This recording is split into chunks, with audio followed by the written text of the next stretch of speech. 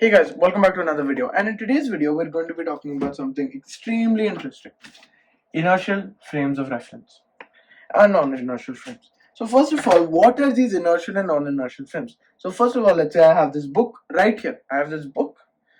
So now, let's say this technically for this block right now, there is no force being applied on it, right? But let's say this book is moving. I'm moving the book, but I am not applying any force on this. Do you see what just happened? The duster fell even though there was no force being applied on it. Now you might be wondering, how does that work? How did that even happen? Well, in today's video, we are going to be talking about that. We are going to be talking about how that really works. Because technically, the only thing that is being pushed on is my hand or the book. So how are we going to be talking about how do inertial and non-inertial frames work? So it's simple. Inertial frames are the frames where Newton's laws of motions work. Now, what do you mean? Don't they work all the time? Well, they didn't work in the example I just showed you of the book, because technically the law of inertia did not work in the frame here. When I was taking the book and the duster, you can see the duster is falling even though I'm just moving the book. That's exactly what I'm talking about. So now in that case, there are frames of reference. So the first thing we have to learn are frames of reference. So these frames of reference are basically kind of like rooms. Rooms such as this book can be a frame, or this whole box can be a frame. What does that mean? That means, let's say I have this container.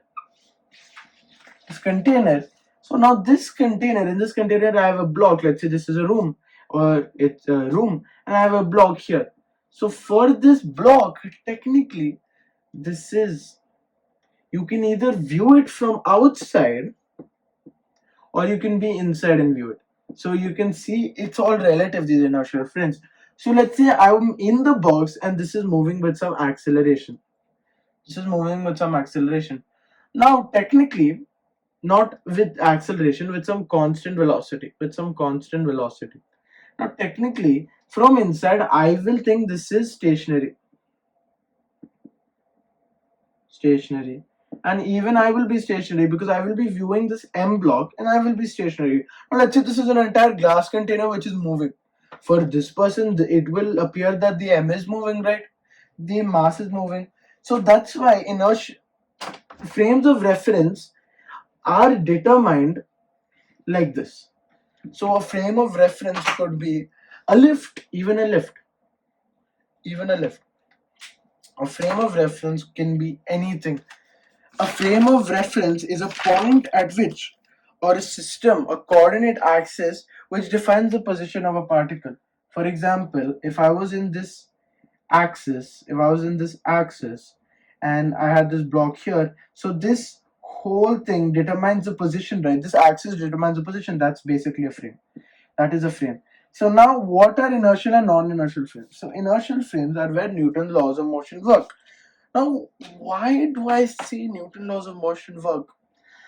Let's just say they work. So for example, if this book was my frame, right? So now it only works when my book is going at constant velocity. When it is going at constant velocity, there is no sudden jerk, because acceleration is nothing but a jerk. Acceleration starts of a jerk.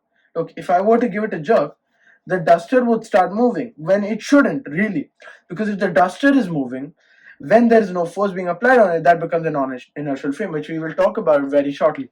So now I'm moving it with a completely normal constant velocity, zero acceleration. You can see there is no change in the position for the book. So that means law of inertia is being used. So that means that should be an inertial frame, right? So, and then in an inertial frame, right? In an inertial frame, the forces or the movement caused are only due to real forces. Now, if I'm talking about the book as a frame, right, I am not going to consider the force that I'm applying on the book for this frame of reference, I'm going to be talking about what only happens on this book or what only happens inside the frame. I do not care whether there is some acceleration going out, if there is some acceleration or there is some force being applied from the outside. This force being applied outside will determine whether this is an inertial or a non-inertial frame. Yes, in an inertial or non-inertial. But for an inertial or a non-inertial frame, but for anything to happen inside, right? Let's say it's an inertial frame and there is a force being applied. I will not consider that. I will not consider. I know it's an inertial frame. That's it. Period. So now the equations of motion of mass in an inertial frame with acceleration is relative to the observer. As I was talking about it, it is relative. It is all relative. Let's say if this box is here, I'm inside the box, this will remain stationary even if it's moving with some constant v. But for someone outside, it will look like this mass is going with a constant v. Again, constant velocity, acceleration always has to be zero. It either remains stationary or acceleration has to be zero. That is the most important point for a frame of reference. There shouldn't be any force being applied on it. There should just be constant velocity. There should just either be constant velocity or it should be stationary. That is the most important point of an inertial frame.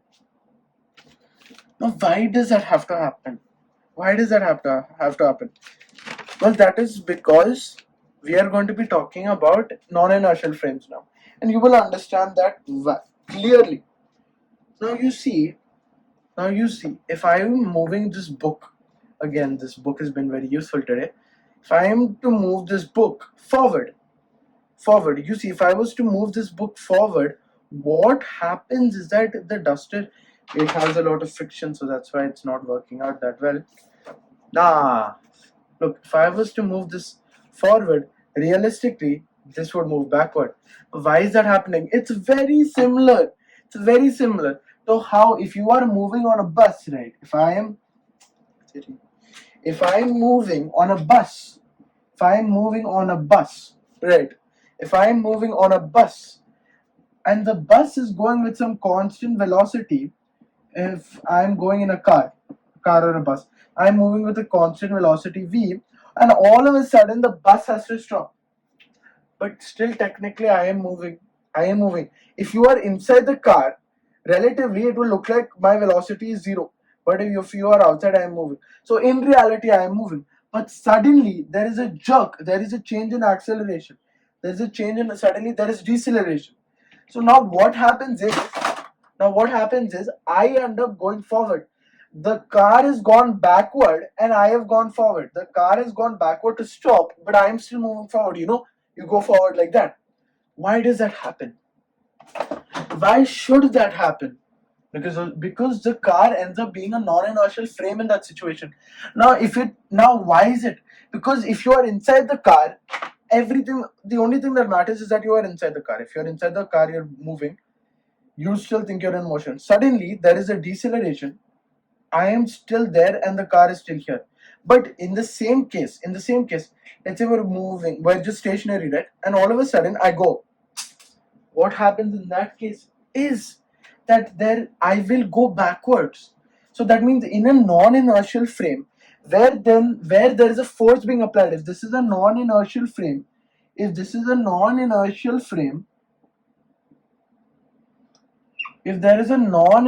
frame and I have applied a force here and I am stationary inside, I will not stay in the same spot because technically I will go forward.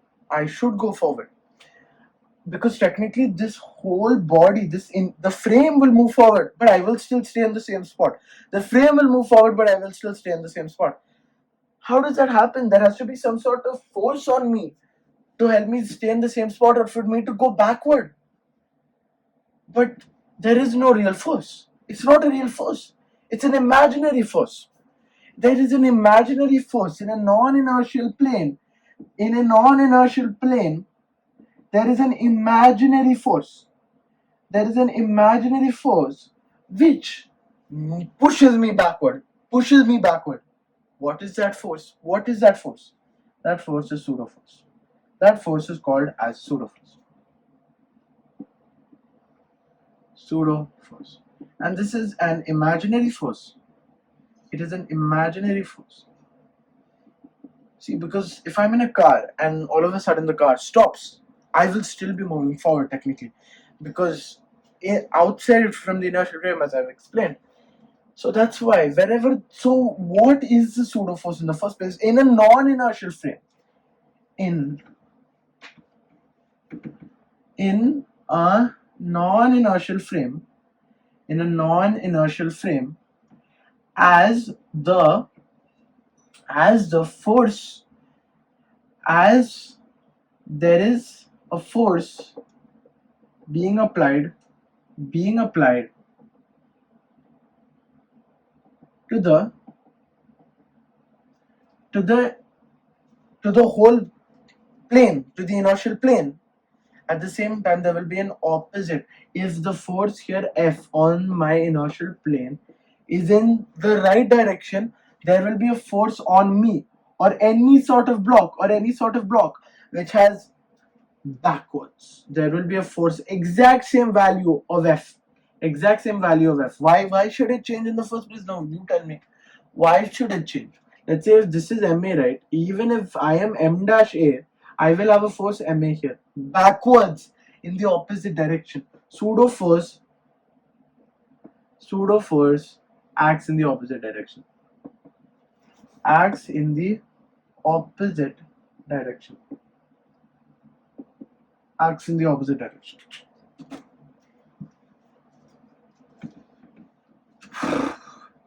So, if we talk about non-inertial and inertial frames, now you will understand why there are real forces and why there has to be a constant velocity. There has to be constant velocity, or A is equal to 0, or stationary. Now here this is our pseudo force acts, which is an imaginary force. Pseudo force acts, which is imaginary, because technically there is no real force being acted on you. You stop like this, and this is a mistake that Isaac Newton made. Only Newton's laws of motions. But if we did not invent this pseudo force, we would not be able to use Newton's laws of motion. So the whole point as to why we even get this pseudo force in the first place, without pseudo force, NLM, Newton laws of motions, cannot be applicable. So the whole point of imagining this pseudo force, imagining this imaginary force, is to allow NLM to be applicable. So now that we've understood what inertial and non-inertial frames are, so let's example. So an example of this would be lift at rest, car moving at constant velocity,